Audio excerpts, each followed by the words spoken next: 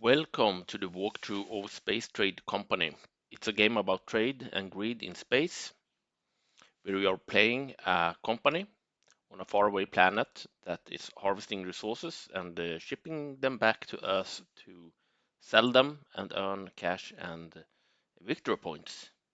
The goal of the game is to get the most victory points that is symbolized by this star. So at the end of the game, you want to have the most victory points so you can win the game. So I will start by going through the turn sequence, and then we will look at the real game.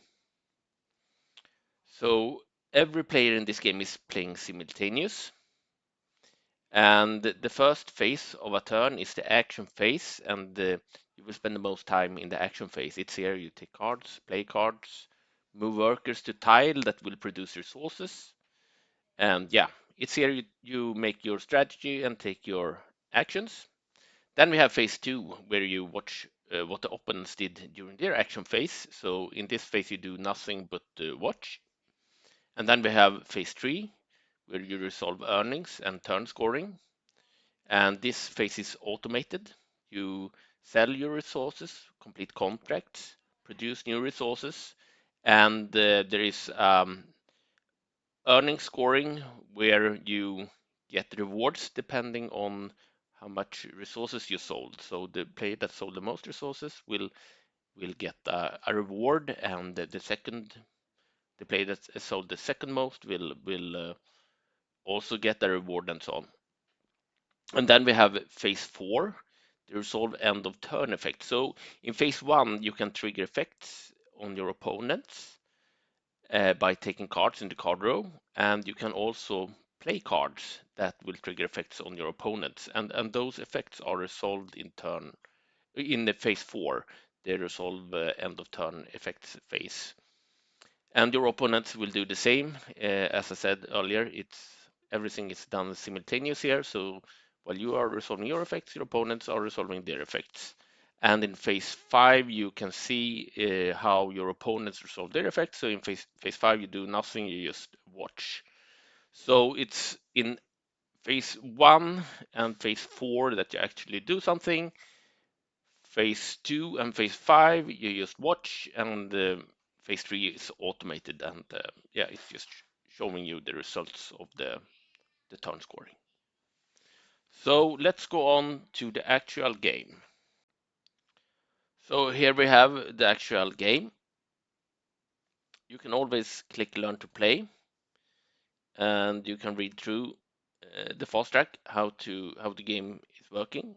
So as I said earlier, the goal of the game is to earn victory points, symbolized by the blue star, and we can see here there's several different type of resources that you produce and sell in this game: ice, gas, metal, plant, energy, tools, food, batteries, and guns.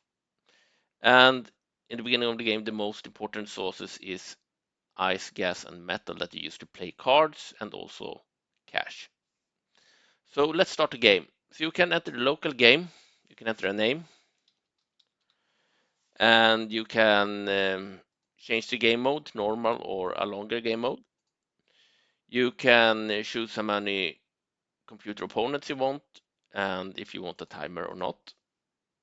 If you go back a step, there's also the opportunity to play online games with real players. But for now, we just start a local game with a computer player, and yeah, let's create it here. So here is the actual game. And if you are new to the game, you can click this learn to play hints, and you will get advice of what to do. But I won't use it right now. It might look a little bit complex at the beginning when you don't know what things are, but it's not actually as complex as it might look.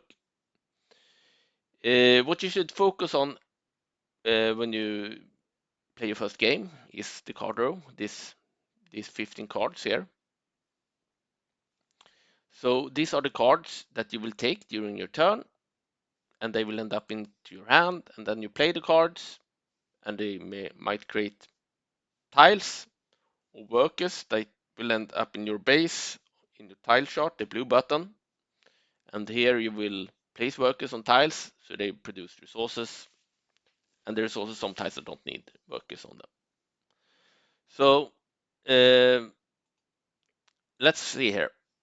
One thing that's good to know is what commands are, because they limit how many actions you can do during your turn. So most companies have 5 commands that they can use during their turn. And for every turn, they will get 5 new command points. You can't store command between turns, so it's good to use them up, all of them. So for example, now I have 5 commands, so I can do 5 actions. And you can see here also in the information window what you can do during your turn, and it's also color coded in what view you can do the action. So for example, the black squares here symbolize the card row. So you can take a card from the card row, or you can remove cyber attack counters if there are any. Currently there are none in the card row. You can remove them from the card row. You can play a card from hand, the gray button. Here you have your hand. You can play cards from here if you have any. You can move workers to or from a tile, the blue button, the tile view. You can manage your stored resources on the red button, your management view. And you can see you have resources in storage and in bank here. I will talk more about that in a minute. And you can play market cards from your hand. You see you have one hand for normal cards, and you have one hand with card boxes for market cards, where we currently have one card in it here. Explore.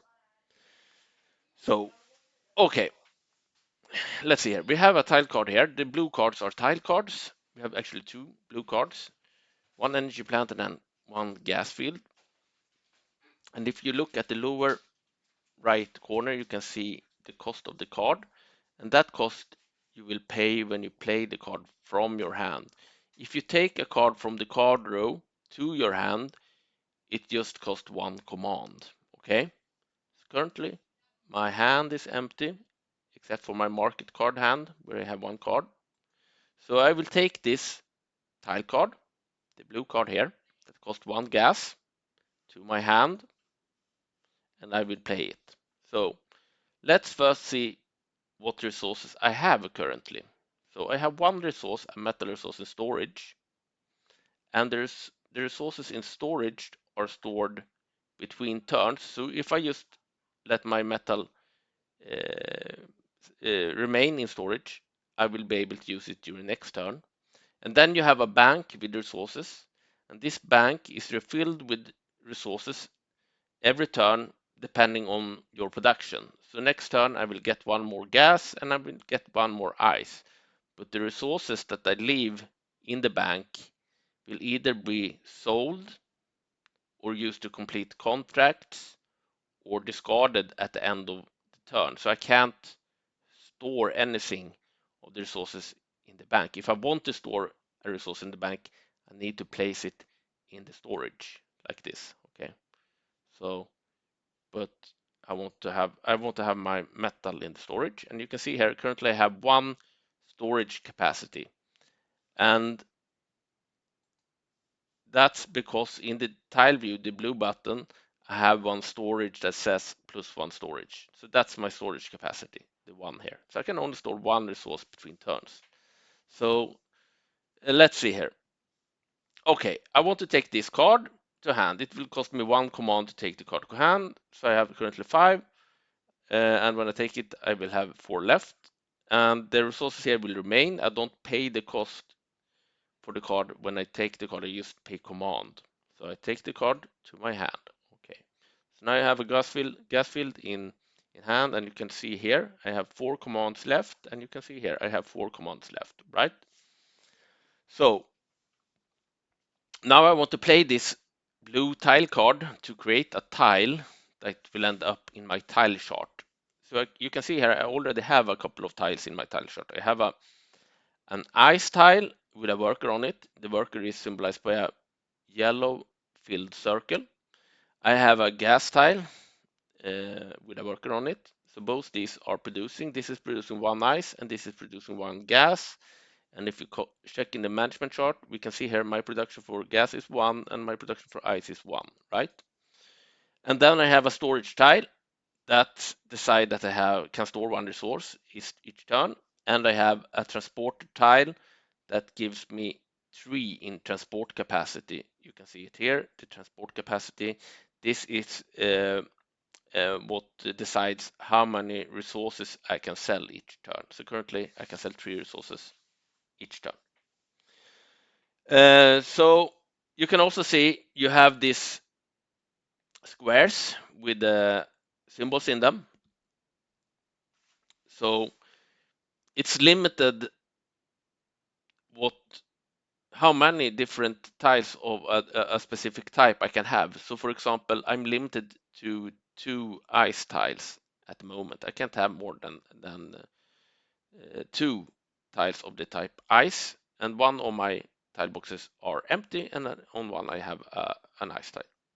And it's the same for gas. I have a limit of 2 gas tiles that I can have at the same time, and currently I have 1 gas tile and I have 1 empty tile box for gas here, and then I have 1 empty tile box for metal, and I have 6 tile boxes for factory tiles, and I currently have 2 factory tiles, so I have 4 empty factory tile boxes here, so I can have 4 more factory tiles. And in my hand I have a blue card, a tile card which will produce a gas tile.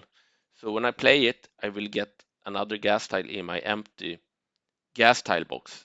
And if I didn't have an empty gas tile box, I wouldn't be able to play this card, but I could discard it instead. So now I will play this card, and I will pay 1 gas for it, because that's the cost in the lower right corner. And it will also cost me 1 command. So after this, I will be left with 3 commands, and I won't have any more gas in my bank here. So let's play it. I play the card. You can see here, a new tile ended up in my tile chart, and I don't have any more gas, and I have 3 commands left. So now I would like to put a worker on it, because as you can see here on in tile view, the blue button, I have an empty black circle on the tile, and that means that I can have a worker here, but I currently doesn't have one here, because the worker are symbolized by the filled yellow circle. And you can also see that I still only have 1 gas production. So to get another gas production, I need to put a worker on this tile. And if you look in the card row here, we can see we have a couple of recruits card. We have actually 2 cards with the astronaut worker symbol here. So if I take one of these cards to my hand, I either get 1 new worker, or for this one I get 2 more workers, and you can also see they have different costs to play the cards. Currently, I only have 1 ice, so if I took this 2 new recruits card to hand, I wouldn't be able to play it, because it costs 2 ice, right? I only have 1. So this is the one I could actually take to hand and play. So let's do that. So when I take this card from the card row, I will pay 1 command. The ice will remain until I play it from hand. So I take the card to my hand, and you can see here I still have the ice left here, but now I only have 2 commands. And on my tile chart, I have no free workers, but when I play the recruit card, I will get 1 new free worker here in the free worker area. So let's do that. And you can also see I have 1 ice here, right? So I play this card, and now I only 1 command left. You can see here I got a worker in the free area, and I have no ice left in my bank, right? Because the card cost 1 ice to play. So now I want to move my worker from the free area to the tile so it starts to produce. So my production here for the gas increase 1, and that will cost me 1 command. So I just click on the worker here, and then I click on the tile I want it to be on, like that. And now you can see here, now I have a production of 2 gas, right? But now I have used all of my commands for this turn. I can't do anything more. I will click the finish button to end my turn. So I don't really have anything more to do. You can see here I have 0 metal, 0 gas, 0 ice, I have nothing to sell this turn except for this metal in storage, but I will leave it in storage, and instead of selling it, I will store it for next turn, because at the beginning of the game, it's important to use your resources wisely, and I want to use it to build something, maybe a factory tile. So let's finish the turn, and when I click finish the turn, we will watch what the opponent did during their action phase, and then we will have turn scoring and production phase where we get new resources and we sell resources and complete contracts and so on. And we will also see who sold resources for most cash. That player will get a reward. And in this case, they will get 4 victory points and 1 ice. And the player who sold least sold the resources for least cash will get 1 pollution, and that is bad. And I will talk about pollution later. So let's click finish here. And we wait a little bit, and we can now see what the opponents did. They made an exploration, that markets card. I will show you that later. They took a gas field, just as we did, play the gas field, and then take the glacier and tile card also for an ice tile, and then they play a deposit card, gaining them 1 gas. And we can see here, Golden Babao Corp, my opponent, sold for most cash and got position 1 and got the reward for this turn. And now we have another turn, so there were no triggered effects and so on during that turn. Yeah, so you can see here, we also have an explore card. That's a market card here. We could see that our opponent played a market card. So I will talk a little bit about triggered effects. You can see here also we have a lot of icons surrounding the card row. These are triggers, and they have a countdown. When the countdown reaches 0, you get an effect. And this explore market card is actually the same symbol as the triggered effect for explore here on the card row. So it does actually the same as when this countdown reaches 0. So if we click this explore card, we will get a selection window where we can select a more advanced better card that will be shuffled into our deck. So we have a deck at the start of the game. It's about 45, 50 cards, something like that. And those cards are put on the card row every turn. The card row is refreshed with 50 new cards from our deck.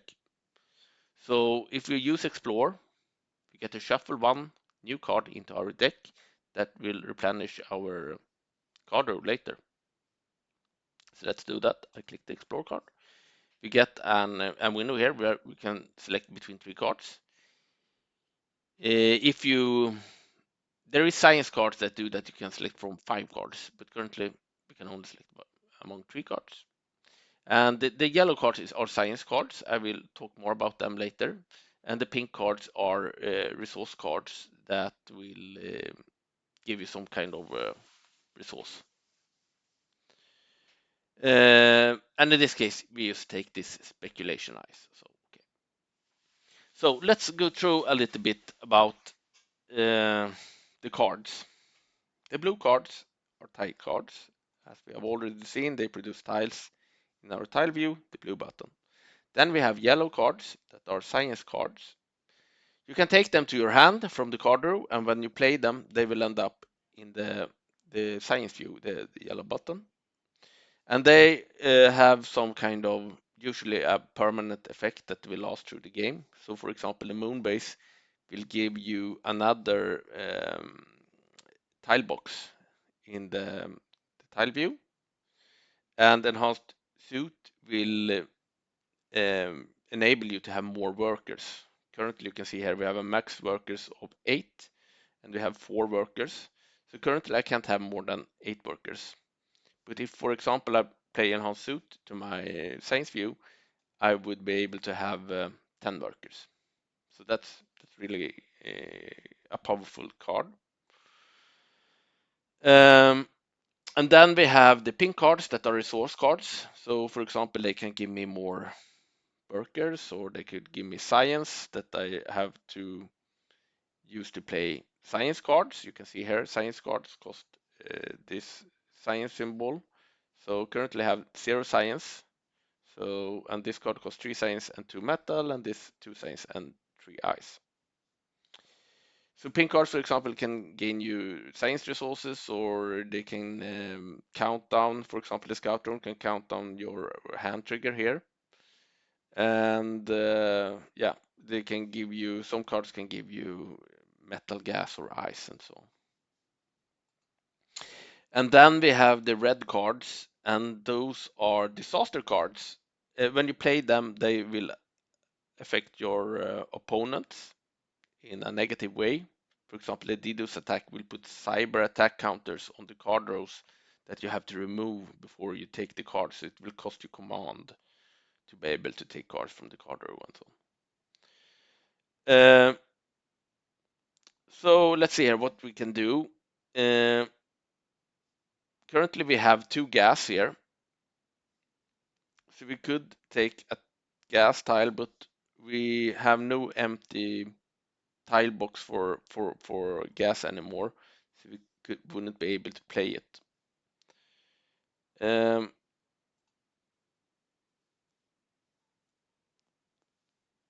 Instead, I will take a worker card, create a new worker that we will be able to put on another tile that will come on a later round. And I will take this scout drone that will count on my hand trigger and give me more commands during a later turn. So I can be a little bit more flexible and have more actions another turn. And you can see here the science card is quite useful. So I should probably take a breakthrough card here. You can also see that the countdowns here are changing. So if I take this breakthrough card, this science trigger will count down to 0 and it will have an effect. So if I click and hold on this icon, you can see I get some information on what it's actually doing. Will get 1 science if this counts down to 0. So that could be really good. So I get this science card. When I play it, I get 1 science, and when this counter counts down to 0, I will get a science. So currently I have 0, so I take this one. I took the science cards, and this counted down to 0 and was immediately up to its threshold 3. And you can see here I got the science. So that's good. I have one more action. So you can see here, this card has a cash symbol with 100 on it, so it costs 100 cash. I currently have 300 cash. So I can play this card, and then I will get another science, and I will have 2 science here. So I play it, and now I have 2 science. Great. Okay, so now I have used all my commands, and let's go on to the next turn. So I will click finish, and we will see what my opponent did.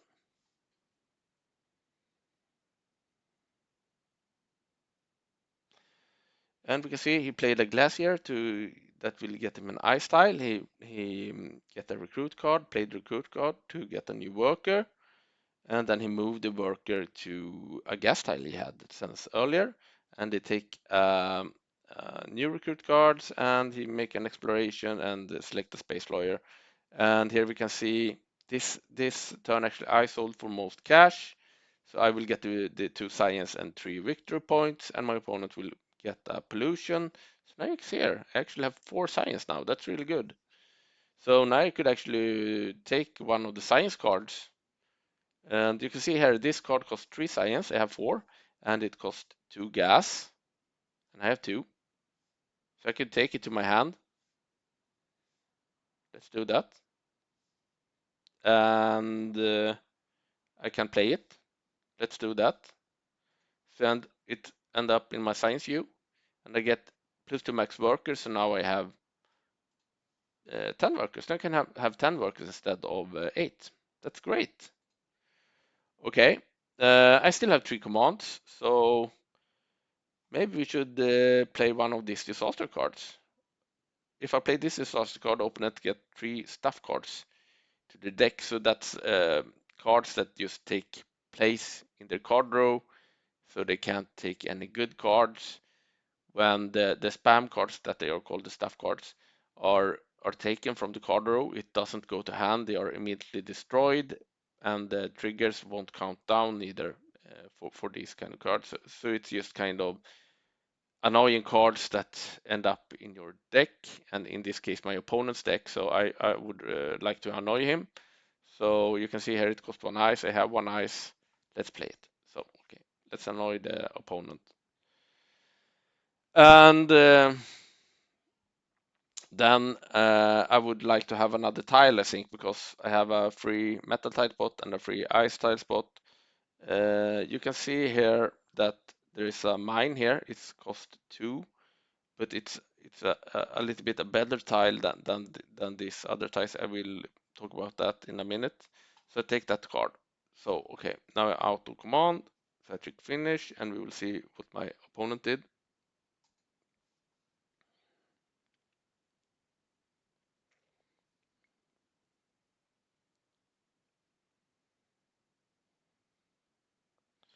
So he put in a worker on an ice tile, he take an tile card, a mine, he makes a market manipulation, changing the prices in the market here. And he also get a market card when he trigger this one. You get to change the prices in the market, and you get a market card. You can see here Golden Baobab Corp won, and they will get the reward 4 victory points and 100 cash. And yeah, I got the pollution. So okay, great. So let's see here. I have this mine here on hand, and I have 2 gas. Let's play the mine. I have 5 commands. I will have 4 when I have played it. And you can see I have a new tile here. I played a worker earlier in an earlier turn, so I have a free worker. I place it here. I now only have 3 commands left, and my production goes up to 1. So you can see here some tiles look like this, and some tiles have this orange color at the bottom, and you can actually see they have a volcano icon. So if you click and hold on a tile, you can get some information text, and you get a larger image of the tile, and you can also see it's a working on it. So the volcano icon isn't that good. It's actually when your opponent trigger volcano, or if you trigger volcano on your opponent, the if the opponent trigger the volcano on me, my tiles with a volcano icon will produce 1 less resource. And if I trigger the volcano on my opponent, my opponent, uh, my opponent's tiles with a volcano icon on it will produce 1 less resource. So you can see it's if you have a tile with that can only have 1 worker, if a volcano is triggered on you, they won't produce at all. But there are tiles with place for more workers with the volcano icon, so it's still then the other workers beside the first will produce. So this tile don't have a volcano icon, so it's a little bit better tile, but it costs more to play the tile card for these better tiles. So you can see here, there's a lot of resource icons. We have tools, energy, plant here, for example, and guns, batteries, and food. And to produce tools, we need an tile, of course, that's producing tools, but we also need metal. So for every tool you produce, you use 1 metal to produce that tool. And to produce guns, we need a tile producing guns, but also tools. For every gun we produce, we need 1 tool. And it's same for energy. We need a tile to produce energy, but also for every energy we produce, we will consume 1 gas. And for producing batteries, we need a tile producing batteries, but also for every battery we produce, we will consume 1 energy. And the same for plants. For plants, we need a tile producing plants, but also when we're producing plants, we will consume 1 ice for the plant. And the same for food.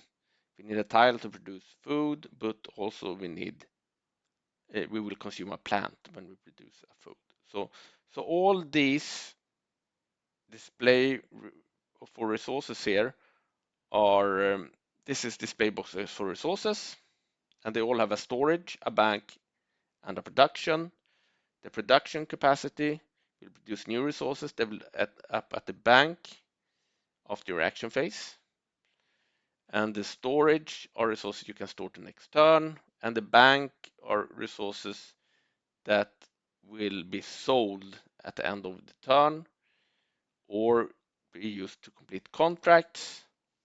And if they can't be sold because you don't have enough transport capacity and you don't have contracts to put the resource on, they will be discarded in that case if there are leftover resources that you can't store. So the sequence is that in the phase 3, when you sell resources and produce resources and earn the earnings reward, you first look in your contract view, or the game do this for you, if you have contracts. If so, they will fulfill the contracts using the resources in the bank. When they have done that, they look at your transport capacity, how much resources you can transport, and then they will sell that many resources. In my case, I can sell a maximum of 3 resources, and they will beginning with the most expensive resources that you have, sell them first, and if there are leftovers after both contract fulfillment and selling resources, the leftover resources will be discarded. So that's good to know. Or actually, before they are discarded, the game will see if you have leftover storage capacity they can put the resources in. But if there are no leftover storage capacity, then the resources will actually be discarded. And you want to avoid resources to be discarded because that's just a waste. You can also use resources in your storage and bank to pay for cards that you play. Mostly you use the base resources, metal, gas, and ice, and also cash to pay for card cost. But there are some cases when there are other resources used to pay for a card. But mostly it's the base resources, metal, gas, and ice, and the cash. So that was a little bit about that.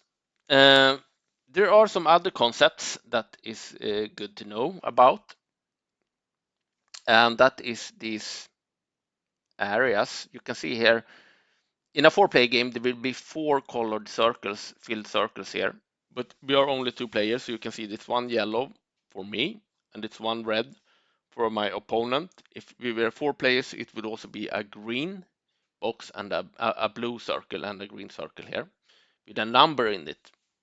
And these numbers are how much influence you have in the area.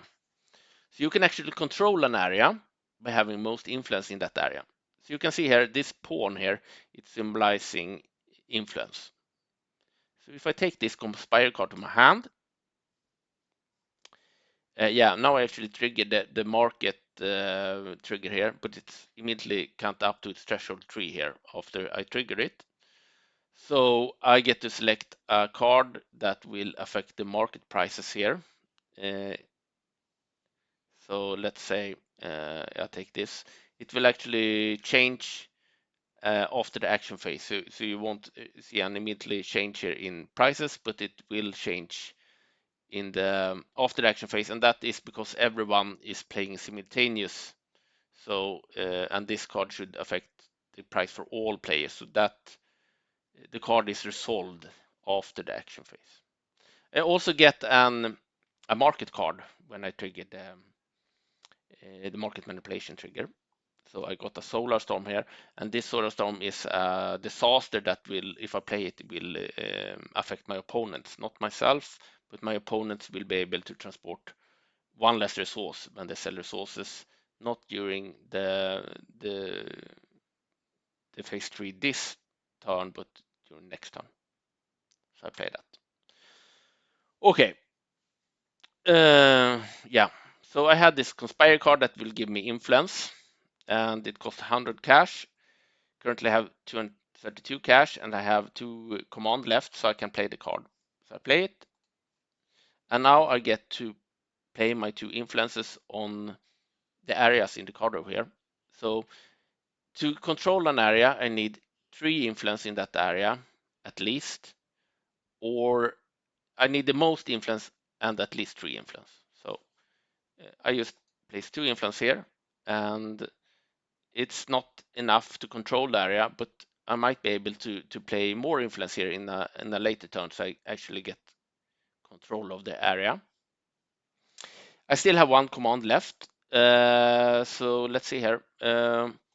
Maybe I should take another recruit. I can have 10 workers, so I'll take that recruit, and then I trigger the explore trigger here, and it immediately comes up to 3 again, and I get to select a card that will be shuffled into my deck, a better card. For example, this transport here is really good.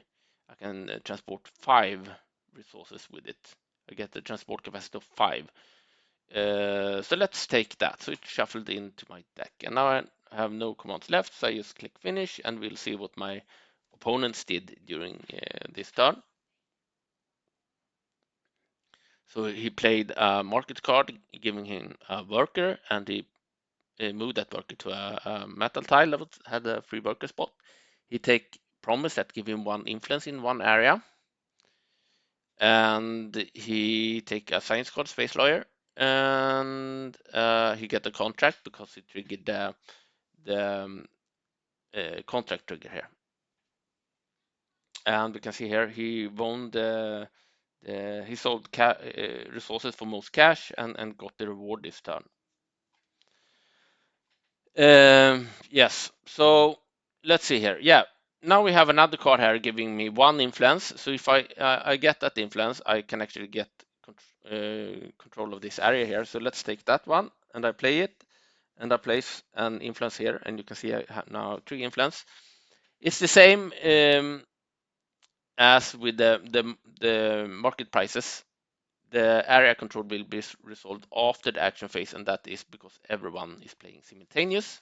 So next turn I will have control of this area, if not my opponent, of course, playing 3 or more influence in the same area. That could happen, but it's not likely in this case. Yeah, I would like to have another ice tile here because I have a spot for it. So I take this ice tile, and now I only have 2 commands here. So I can only do 2 more actions. I could play the ice tile because I have enough gas, and it would end up here. And I could play the recruit card because I have 1 ice here, and the worker would go to my free area. But then I would have used my 2 commands, and I would not be able to move my worker to my tiles it will produce. But I also have a third card here, and you can see here it gives me 2 commands. So if I play it, it costs 1 command to play it, but then I will gain 2 commands, and I will have 3 commands. I will also count down the trigger here in my hand. You also, besides the triggers you have in the card, you have triggers in your hand, and you start with 1. So I play this one. You can see it counts down to 2. I got now 3 commands. Now I can play the ice tile. It ends up here. I can play the worker, and then I have 1 command left to move the worker to the ice tile. So that's great. So now I have 2 ice production, 2 gas production, and 1 metal production. 2 ice production, 2 gas production, 1 metal production. Okay, that's great. And I have a storage for 1 resource. But I have no commands left here, so let's end the turn, and next turn I will probably be in control of this area here. So let's finish, and we'll see what my opponents do.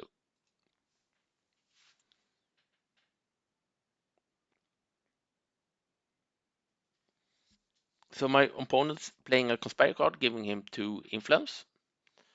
And you can see here we have 3 influence in this area. He played 1 influence card last turn and 2 influence this turn, and now he will be in control in this area at next turn. He won the turn scoring this turn again and get the reward, so that's really good for him. He triggered Volcano, you can see there, and now we can see I get a warning, red buttons here. I got the Volcano, I got tariff spam cards, and my opponent got Epidemic, a worker died for him. And yeah, now it's my turn again. So now you can see here, this area is yellow now. That means that I that play yellow player control that area, and we can see the area here is red. That means my opponent that is red is controlling this area. So if there were more players like green and blue, the stripe here could be green or blue, and that would mark that play with that color would control that area. So what does this mean that you control an area? Well, first of all, you get this bonus here when you sell resources. So currently, if I would sell an ice resource, I would sell it for 15 and I would get this bonus 5. So each ice resource I sell would be sold for 20. So that's good. And for my opponent, you can see he also have ice here. But there is other areas that would get bonus for metal or gas. So besides that bonus, there is also other benefits of controlling an area. So when I take a card from here, from an area I control, the trigger in my hand will count down. So you already know from earlier that when I take a card, the corresponding trigger in the column and row will count down, and when they reach 0, their effect will be triggered. For example, for epidemic, that means that my opponents will lose 1 worker, or if I trigger contract, I get 1 contract, and that will end up in my contract view here. So that would be really nice to earn a contract. And it would also be good for me to get a transporter, because then I will get 3 more in transport capacity, increasing my transport capacity to 6 in normal case. Now, this turn, my opponent, as you remembered, last turn they triggered Volcano and also Solar Storm. They must have triggered, because I have when you trigger Solar Storm, you get a decrease in transport capacity, and I only have 2 currently. So you can see here my production, since my opponent triggered Volcano, I have lost production capacity. My tiles with the volcano icon produce 1 less. So this tile won't produce anything because it only have 1 worker. So it only produce 1 in normal case, and during volcano it produce 1 less. And it's the same for all of these. This metal tile don't have a volcano icon, so it still produce. So as you can see here, I will only produce 1 metal at the end of this, or in turn in phase 3 in this turn.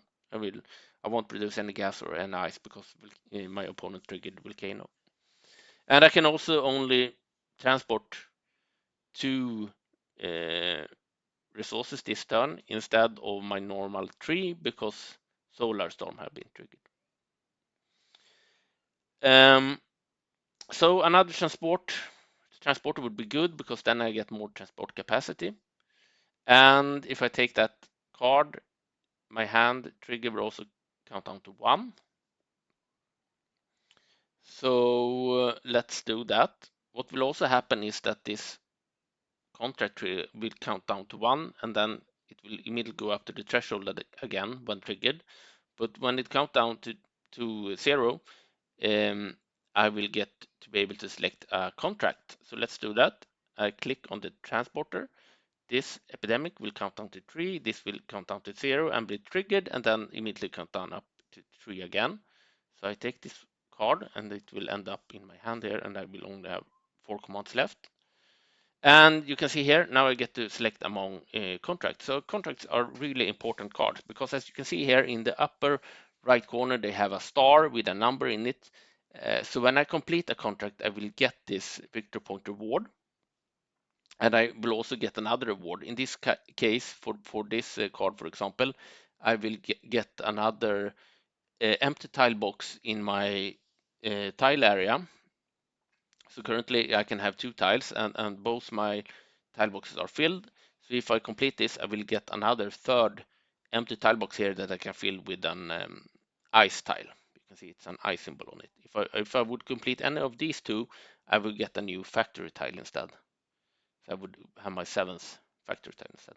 But this, you can see here that the contracts demand different resources to be completed. So to complete this contract, that would earn me 15 victory points and factory tile, I need to spend 2 energy.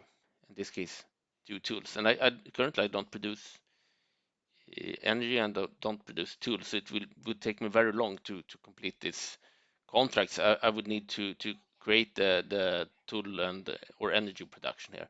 But I currently produce both metal, gas, and ice, even though in this turn volcano has been triggered. So just this turn I don't produce them, but I have the production ties for it anyway. So I will select this metal, ice, and gas contract that will give me an empty ice tile box and 6 victory points. So it ends up in my contract view here. And when in phase 3, when I also sell the resources and earn the turn reward, earnings reward. Before I sell the resources, my contracts will first be fulfilled. So if I have resources in my bank here, they will go to my contract first, and after that I will sell the remaining resources depending on my transport capacity. And if there are leftover resources, they will either be stored if I have any storage left, or they will be discarded. Okay, so I also have a transporter card now on my tile card on my hand that will produce a transporter tile box that will end up in a empty factory tile box here. And it cost, you can see here in the lower right corner, it costs 2 metal. So I have 1 metal in storage and 1 in bank. So when I play a card, I can use both resources in storage and in bank. So let's try that. I play it, and you can see here the storage is now 0 and the bank is 0 because I used both of those resources. And I got another transport tile here in my base, but I have no worker on it yet, so I still doesn't have increased my transport capacity. We have if you look in the card over here, we have a recruit card that costs 1 ice. I have 1 ice. I have 3 commands left, so I could take that card to my hand. I could play the card to get a worker, and I could move a worker here. It would cost me 3 command points and 1 ice that I have. So let's do that. So now when I take this card, the alien attack would count down to 3 and the contract trigger would count down to 2. So let's do that. See here, 2 and 3. I play the card and it will cost me 1 ice. I will only have 1 ice remaining and 1 command after playing it. So I do that. And now you can see only 1 command here. The ice is used. I had 2 here before. And I have another worker in the free area, and as my last action I move the worker, I click it and click on the transporter tile. I have now increased my transport capacity to 4, but it's actually 6, but because solar storm have been triggered, I'll transport 1 less resource per worker on a transport tile this turn, but next turn I will have a transport capacity of 6. So now I have no more commands, so I can't do anything more this turn. I will finish the turn and I will see what my opponent did. So let's do that. So you can see here, he takes a living quarter, a tile card that will produce a living quarter tile that will increase the max work capacity by 1. He takes 2 new resource card and play it, and he gets 2 new workers. He move a worker to a free worker box on a gas tile, and then he end the turn. He again win the reward scoring during this turn, so we will get the 4 victory points and 1 ice reward. So if we look at the opponent, he probably had quite a lot of victory points by now because he always won almost every turn reward scoring. So that's one of the main sources to earn victory points, to sell resources for most cash in phase 3 of every turn. He also have completed a contract that have given him 6 victory points. So yeah, he have a lot more victory points than I have currently. But we have only played 7 turns, so there's a lot of turns to fix this. And yeah, you can see here now I have the fixed transport capacity I talked about earlier because I have 2 transporter tiles, both with workers on them. They're giving me 3 transport capacity each, so I end up in 6. We can also talk about a little bit about this with pollution, because you can see here on my transporter tiles I have a X2 number on both transporters. So both these tiles, when they have worker on them, produce for each worker this number. Now they can only have 1 worker each. So this tile with the worker produce 2 pollution and this 2. So I produce 4 pollution every turn. It's end up here in my accumulated pollution. And the pollution is really bad. And the reason because of that is that my opponents can trigger alien attack on me. And when that happens, I have to remove tiles. So for every 12 pollution, I have to remove 1 tile. And if I have 24 pollution, I will have to remove 2 tiles. So if I'm playing a game with more players and several players are triggering alien attack on me in the same turn, I might have to remove even more workers, depending on how much pollution I have. For each tile that is removed this way, I also remove 12 of my accumulated pollution. We also have this max worker box here that you can see how many workers you can have. And you have a box here with a worker and a cash symbol over it. So that's the cost of my workers every turn. Currently they are 0, but if opponents play a card and red disaster card named Strike, my worker cost will increase. We can also see here that I have some spam cards in my card row currently. Trade tariffs. These are negative cards. When I sell resources and have trade tariff cards in my card row, I will get 5 less resource for every 5 less cash for every resource I sell. And if I remove a tariff card from my card row, I won't get any bonus when I sell resources during that turn. Currently, I have a 5 cash bonus for each ice I sell. So if I remove the trade tariffs, I won't get that bonus. So let's remove both of them at the same turn, because then in a later turn, I don't have a tariff to remove that won't yield me any bonus that turn as well. So if you remove 1 tariff, it can be good to remove a second and third just to get rid of them in the same turn. I still have 3 commands, and yeah, I think we have gone through most things. There are special tiles like this hidden room tile card that will give you a hidden room tile that will decrease your pollution every turn with 4, no less than 0. And we have this, so this will end up in a ice tile box. I currently don't have an ice tile box, an empty ice tile box that I can use, so I wouldn't be able to play this tile. And we have the trade office that end up in the factory tile boxes.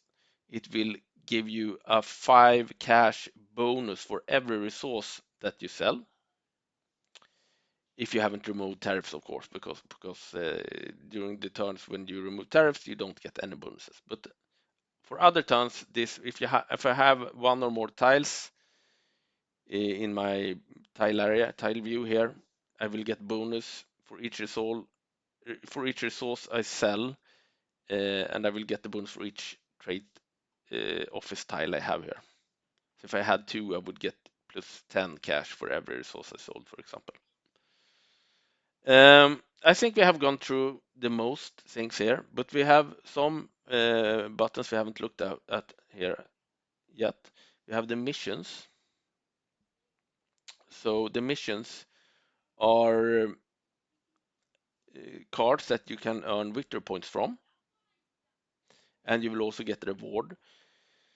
You get the missions by selling the amount of resources that the cards say here in the same turn. So for instance, if I sold 3 resources in the same turn, I would complete this mission and I would get an explore market card to my hand, and I would get 3 victory points. So that's really good. I currently don't have that much ice, but we could take an ice here, and since I produce 2 ice next turn, I could complete it. So let's try that. And yeah, I can just take some cards here. So I get a new contract here, and yeah, let's end the turn. So okay, let's see what the opponent did during their turn. He took an living quarter tile to increase his max worker capacity. Playing it, it ended up in the factory in a factory tile box. He take a transporter. He take another recruit card. He explored a better storage, and he played the recruit card, giving him one more worker in his tile view. And yeah, he took a bribe, which giving him a contract. And we talk more about that later. He completed a mission, actually, also the one that I was thinking about. And yeah, he won the earnings this turn again. So, but okay, we can see here, I could still complete this contract here with 1 resource of each. So, okay, let's go through the bribe. We could see that our opponent took a bribe card last turn, this one. So bribes are, you pay a bribe at 200 cash to get a contract. You can only take the contract in the rows where you control the most areas. So it could either be a tie that I control one area here and my opponent control one area, and then we both could take this card. Or it could be like now I can take this card in the contract row, but I don't control any areas here, and I don't control the most areas. That's what's important in these 2 rows. So I can't take the other cards. And my opponent, he controls most areas in the science row, so he can take the science card here.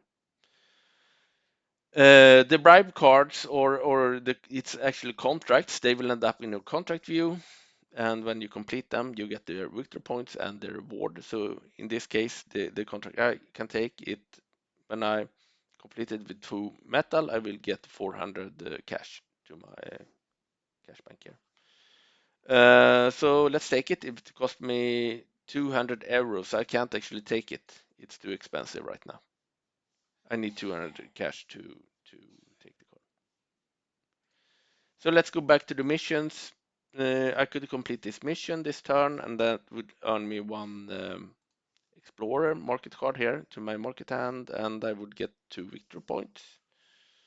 So I have the resources I need here, but before I do that, let's test some other cards.